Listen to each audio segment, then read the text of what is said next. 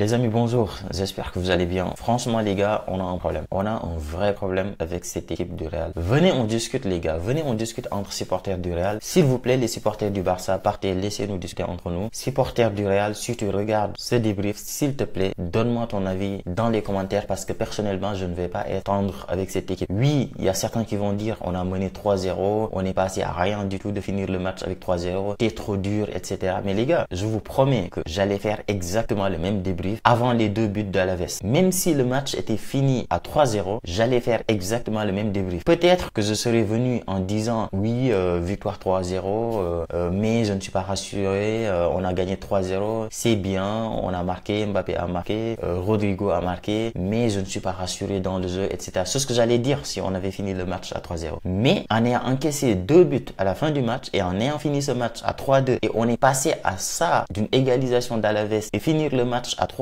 je suis désolé, mais je ne peux pas voir de positif dans ce match. Je ne peux pas voir de positif côté Real dans ce match-là. C'est tout simplement inquiétant. On a un gros problème. Dans cette équipe, il y a un vrai problème. Le Real, on est connu, peut-être que le Real n'a jamais été cette équipe-là qui domine les grands matchs contre City, contre le Barça, contre le Bayern, je sais pas, peut-être on n'a jamais été l'équipe qui domine le match, qui domine une grande équipe du début jusqu'à la fin. Mais moi, ce qui me fait mal, c'est que dans ce début de saison, c'est que qu'on joue contre Mallorca, qu'on joue contre Atlanta, ou bien qu'on joue contre Las Palmas, contre Alaves, etc. Tu enlèves les maillots du Real et ensuite tu enlèves les maillots d'Alaves. Tu leur donnes chacun des maillots blancs ou bien des maillots noirs. Tu ne peux pas faire la différence entre les deux équipes, laquelle est la grande équipe dans ce match. Et ça m'inquiète. On n'arrive pas à maîtriser un match du début jusqu'à la fin. Tu n'arrives pas à sortir un match du Real où tu te dis, franchement, match maîtrisé du début jusqu'à la fin. On a dominé l'équipe, on était la meilleure équipe sur le terrain, c'est fini, etc. On n'a pas encore ce match-là. Cette saison, tous les matchs qu'on a joués, tu as l'impression que c'est deux équipes de même niveau qui jouent. Tu as l'impression que Real Alaves, Real Madrid et Real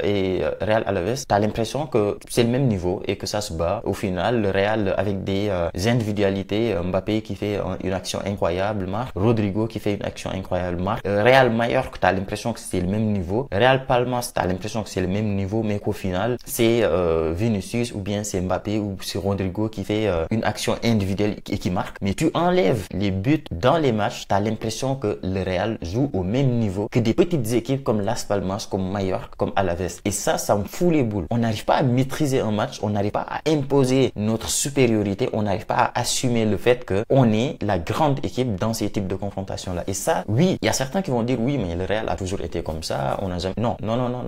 Peut-être en Ligue des Champions ou bien peut-être dans des grandes confrontations, on a toujours peut-être été moins de possession face à City, face au Barça, etc. Mais contre des petites équipes comme ça, franchement, on avait quand même un niveau un peu meilleur que ce qu'on voit depuis le début de cette saison. Franchement, c'est inquiétant. Moi, je pense que dans cette équipe, il y a un gros problème. Et le gros problème de cette équipe, c'est le milieu de terrain. Le milieu de terrain, le pire, c'est que tu les prends individuellement, c'est pas des mauvais joueurs. Valverde, Tchouaméni, Bellingham, tu ne peux pas dire que c'est des tocards. Tu ne peux pas dire que c'est des joueurs nuls, etc.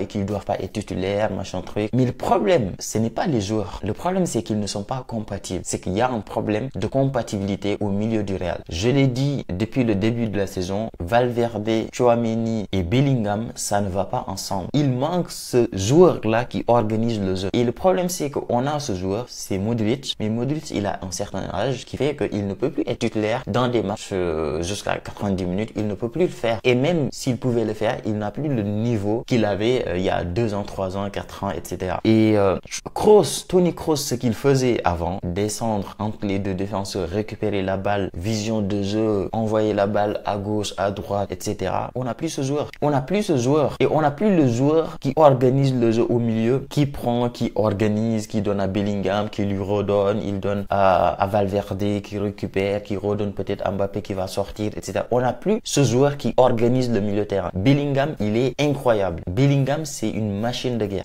Il court partout. Techniquement, tu sens qu'il est supérieur. Techniquement, tu sens que c'est un niveau au-dessus de tous les autres joueurs, de tous les autres milieux de terrain. Valverde, tu sens qu'il est présent. Il a envie. Il est bon. Tchouaméni, moi, je le supporte pas, ce joueur. Je m'acharne sur Tchouaméni, je l'aime pas. Ok, d'accord. C'est vrai, je l'aime pas. Et donc, j'ai du mal, peut-être, c'est pour ça que peut-être j'ai du mal à voir son apport, son utilité sur le terrain. C'est peut-être pour ça, hein. Peut-être c'est parce que vu que je ne l'aime pas, j'ai du mal à voir son utilité sur le terrain. Mais moi, je ne déteste aucun joueur du Real. Si je ne t'aime pas, c'est parce que je ne vois pas ton utilité. C'est parce que je trouve que tu es peut-être faible comparé aux autres. Mais Tchouaméni, c'est difficile. Tchouaméni, il est bon pour récupérer. Il est bon sur le placement quand le Real est attaqué. Il sait se placer au bon endroit parfois pour récupérer le ballon. Mais quand il s'agit de récupérer le ballon, demander à Thibaut Courtois de lui donner la balle, il fait jamais ça. Moi, j'ai jamais vu Tchouaméni quand Courtois a le ballon, tu le vois jamais aller demander la responsabilité du ballon et ensuite distribuer. Il le fait jamais. Ça, c'est Kroos qui l'a toujours fait. Il le fait jamais. Kamavinga le faisait très bien. Kamavinga, toutes les erreurs qu'on a vues sur les dernières saisons où Kamavinga fait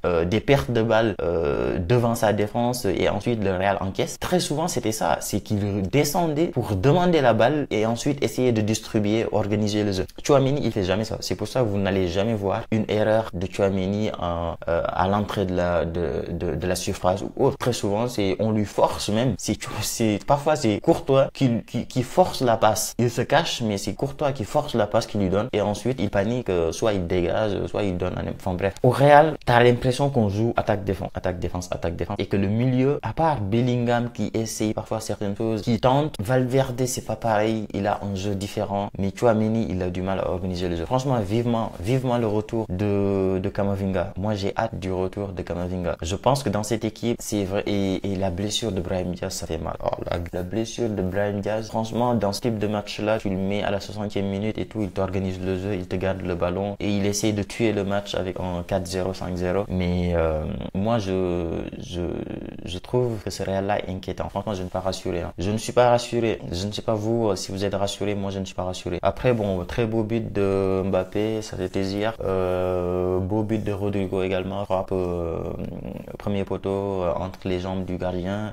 Entrée de Bobby qui devait prendre rouge. Si on est honnête, il devait prendre rouge. Vinicius, c'est inquiétant. Vinicius, il y a vraiment un problème. Vinicius, il est pas à son niveau. J'espère vraiment qu'il va gagner son ballon d'or et ensuite il va se réveiller parce que le niveau qu'il montre depuis le début de la saison, c'est inquiétant. C'est inquiétant. Pourtant, physiquement, tu sens il est prêt. Tu sens que physiquement, il n'a pas de problème. Tu sens que physiquement, il est là. Il est pas fatigué. Il est sur le terrain. Mais tout ce qu'il tente, il le rate. Tout. Mais genre vraiment, tout ce qu'il tente, il le rate. C'est juste incroyable. Moi, je suis allé voir les statistiques à la fin du match pour voir un peu les statistiques de Vinicius. Il a touché 62 ballons. C'est énorme. Et sur les 62 ballons, il a perdu 22 ballons. Ça veut dire que à chaque fois qu'il touche 3 ballons, il perd 1. C'est énorme. Il perd 30% des balles qu'il touche. C'est juste stratosphérique. Je sais pas comment on le dit. C'est juste incroyable. C'est gigantesque. C'est énorme. Perdre un ballon sur 3 que tu touches dans un match, c'est énorme. Donc, franchement, Vinicius, il a besoin de revenir à son niveau. J'espère vraiment quand il va gagner son ballon d'or, il va se réveiller et que ça va changer un peu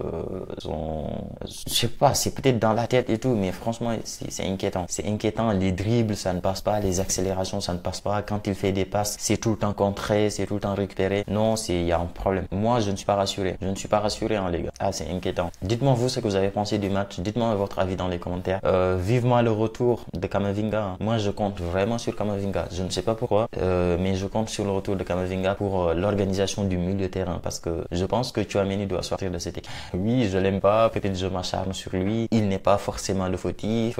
Ok, d'accord, c'est vrai. Mais pour moi, si tu arrives à maîtriser ton milieu et si tu arrives à organiser le jeu et à garder le ballon, après tout le reste, ça va aller. Parce qu'après, tu vas pouvoir combiner bien avec les attaques. Tu vas pouvoir récupérer les ballons des défenseurs et tu vas avoir une maîtrise de ton match. Et dans ce cas-là, tu vas diminuer toutes les erreurs des autres joueurs. Mais tant que tu ne maîtrises pas ton milieu, tant qu'il n'y a pas une maîtrise du ballon au milieu, tu vas avoir des problèmes parce que oui, les défenseurs, ils vont être pris de court. Les attaquants, ils reçoivent pas des ballons, donc ils vont essayer de faire des trucs individuels, ils vont rater des balles. Et pour moi, le milieu, c'est vraiment le football. Et si ton milieu n'est pas maîtrisé, si tu n'arrives pas à garder le ballon au milieu, si tu n'arrives pas à jouer au milieu, après tout le reste, ça va partir en vrille. Et je compte vraiment sur le retour de Kamavinga. J'espère vraiment. Il revient, si je ne me trompe pas, ce jeudi-là. Et donc ce week-end, peut-être qu'il peut jouer, peut-être pas titulaire, mais il peut rentrer en deuxième mi-temps. Vivement son retour. Donc dites-moi les gars ce que vous avez pensé du match. Et nous, on se dit pour une nouvelle vidéo. Ciao.